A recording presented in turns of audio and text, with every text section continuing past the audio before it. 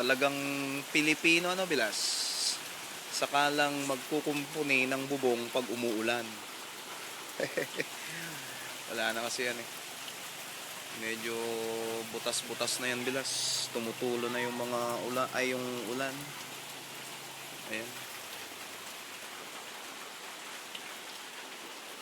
Kaya nilalagyan ko na ng mga tawag din eh. Yero. Yung tolda nilagay ko na dyan para hindi mabasa yung mga gamit ko dyan. Ito kasi bilas, nandito pa yung tawag dito. Yung ginawa kong cabinet noon. Nandyan pa yung mga damit ko eh. Ayan. Ginawa ko yan noon. Paglagyan ng damit. Ayan, kita mo ba bilas? Ayos yung cabinet ko no. Ayan. Medyo butas-butas na eh. Nilagyan ko muna ng ganyan, ng mga yero para hindi tumulo.